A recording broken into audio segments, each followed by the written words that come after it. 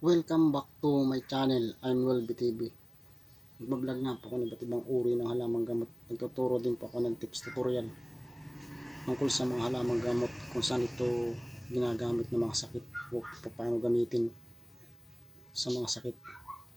Kung bago lang po kayo dito sa channel ko, huwag niyo kalimutan mag-subscribe, mag-likes. Pindot na rin po yung all notification bell para po kayo lagi update sa channel ko kung may bago po ako upload. I-share na rin po ninyo kung nagustuhan po ninyo gagawin kong tips tutorial ngayon. Bali, tag-ulan na po ngayon. Ang i-tips tutorial ko po sa inyo yung gamot sa alipunga. Di ba pag yung bumabaha, lumalakad tayo sa baha, doon po natin nakukuha yung mga sakit na iba't ibang sakit sa balat, kagaya ng alipunga. Kasi yung pag bumaha, galing niya sa iba't ibang lugar, sa ilog, sapa, sa mga palengke na sasama-sama sa ilog. Ngayon, pag lumusog kayo sa ilog na yun, may mga ihi ng daga, ihi ng aso, ihi ng tao, dumi ng daga, dumi ng aso, dumi ng kung ano-anong dumi, mga basura. Doon po natin nakukuha yung iba't ibang uri ng sakit. Una-una po nakukuha natin pag tag-ulan yung alipunga. Ganito po yung gamot sa alipunga. Yang basic lang po na ituturo ko sa inyo kung may alipunga po kayo. Di ba po pag may alipunga, yung sa mga kuko ng paa natin ganito, yan, sumisingit dyan ang alipunga dito, dito, dito, dito, nabubutas-butas yan, tapos nabaho. Tapos pag kinamot mo, ang sarap niya.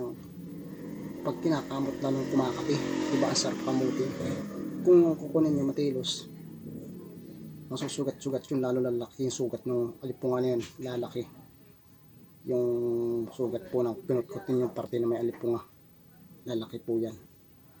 Ngayon, kung hindi po nyo alam yung gamot dyan sa alipunga, o kung kayo nasa probinsya o wala kayong pambili sa alipunga, tinitis ninyo gabi-gabi yung ibang po tuwing hapon, kumakati siya. Ang kati, nagkameron na ako dati yung grade 1, grade 2 ako, yung lumulusok ako sa baha, tas lumalakad ako doon sa malayo yung bahay namin sa paralan. Ang kati-kati niya, pag kinamot mo sa gabi, ang sarap kamuti, lalong kumakati. Ngayon po, ganito po yan, mag-init po kayo ng tubig po. 7 baso rito, 7 puno po dito, pakuluin ninyo yung tubig, pito dito, pakuluin ninyo sa kasyula o kaldero, kung ano mainitan ng tubig ninyo sa inyong bahay, pakuluin ninyo. Samahan po ninyo ng asin na 6 na kutsarang asin, yung 7 baso dito, puno po ha, puno, 7 puno na tubig dito, pakuluin ninyo, samahan ninyo ng 6 na kutsarang asin. Ganito po. Yung 7 po dito, 7 baso nito, sasamahan ninyo ng 6 nitong kutsara na asin sa pagpakulo.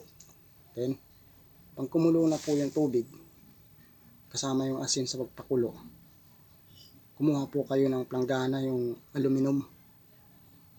Yung pong aluminum na planggana na yun po yung labahan ninyo. Huwag po yung naghugasan ninyo ng pinggan, kasi yung bakterya kakapit dyan. Yung pinaglalabhan po o yung bakante na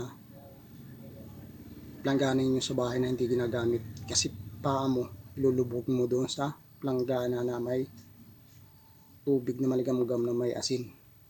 Maligam-gam po ha, yung kaya ng balat ninyo. Huwag po nyo pagkaahon po ninyo sa apoy, di ba po bagong kulo, may asin yun.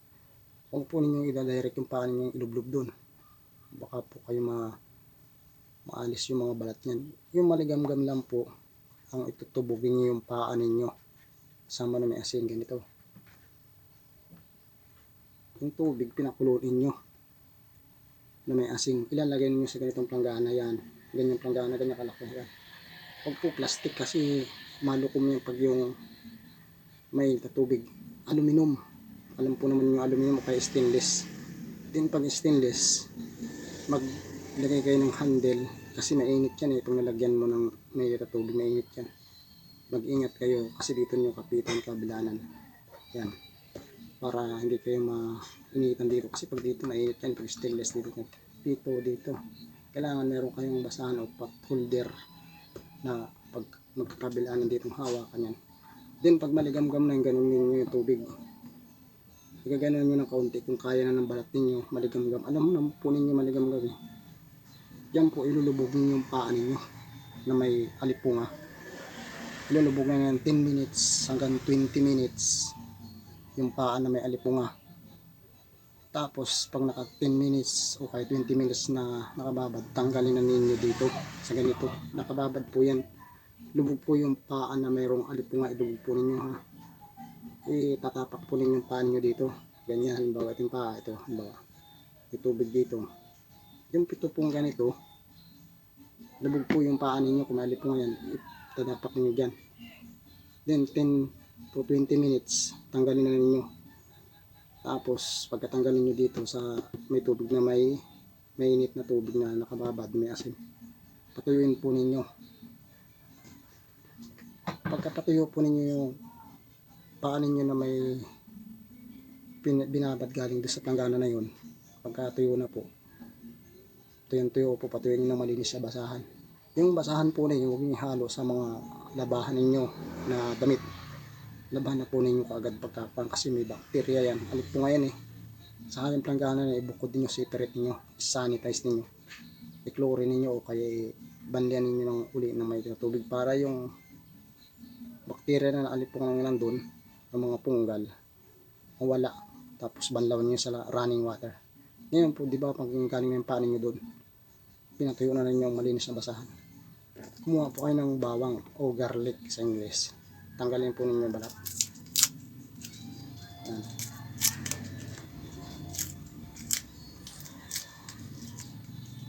Yan, di ba po tanggal na? Ito, gagayatin niyo yung paikot yan. Ito. Yan. Gayat niyo yan.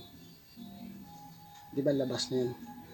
Pag lumabas yan, di ba pinalipan ko, lumabas niya parang nagabasa-basa. Ikuskus ninyo doon sa may alipungan na paa ninyo. Yung bawa nandito. Sa gilid na yan. Kapag ganon, dandahan lang po ha. Yan. Ganon. Isa-isa. Kung takol yan ang ganon, kung marami yan na alipunga, lagyan ninyo lahat ganon. Araw-araw po yan gagawin ninyo. Hanggat hindi naigi alipunga ninyo. Sinabi ko ninyo, tubig. Kuskusin nyo ng bawang yan. Isa-isa. Yan. Yan po yung pag binabad nyo sa may asin, kung naknak yung paa ninyo o maraming alipunga, hapdi po yan kasi may asin. Tiis-tiisin lang po ninyo kasi yun po yung cause niya, hapdi kasi may asin. Pero epektibo po yan, 100%. Iigi po yung alipunga ninyo.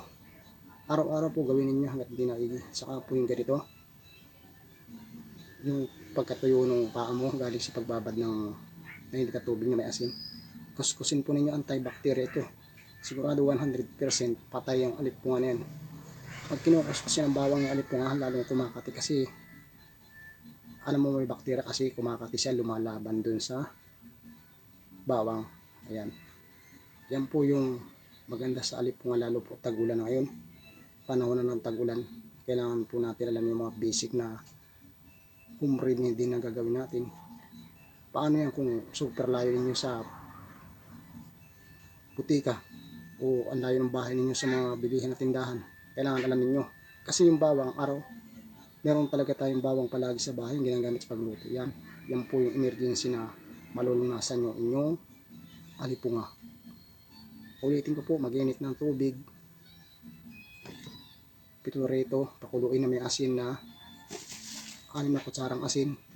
Pagkapakulo ng tubig, lagay sa aluminum na planggana o stainless. Tapos ibabad ninyo yung paa ninyo kung maligamgam na o kaya na ng paa ninyo. Pagpunin nyo, ibababad kagad ang paa ninyo pag bagong ahon ng tubig. Kasi delikado po yan. Yung maligamgam po yung kaya ng balat ninyo. Then, pagkatapos na ibabad sa ganito, aluminum pa o kaya stainless, punasan ng malinis na basahan. Tapos kuskusin ito. Kung saan parte ng may alipungan na paa, ito kuskus. Babalatan ng bawang, tapos palabasin ito. Yan. Oh. Diba? Pinapyas ko. Diyan mo ikukuskus. Kukuskus mo ito dun sa may, halimbawa ito yung daliri ng paa. Yan. Kukuskus mo. Ganun lang. Ganun. Kung nandito ko. Pusos. Very simple. At hanggang dito na lang po ang pagtitips tutorial ko tungkol sa alipungang may paa na galing sa ulan. At kung nagustuhan po ninyo ang pagtitips tutorial ko ito, huwag mong kalimutang i-subscribe and likes, comments. Mag-comment na lang po sa baba kung may gusto pa kayong ipa-tips tutorial o vlogs. Maraming salamat po sa inyong lahat. Bye bye. I'm Will TV.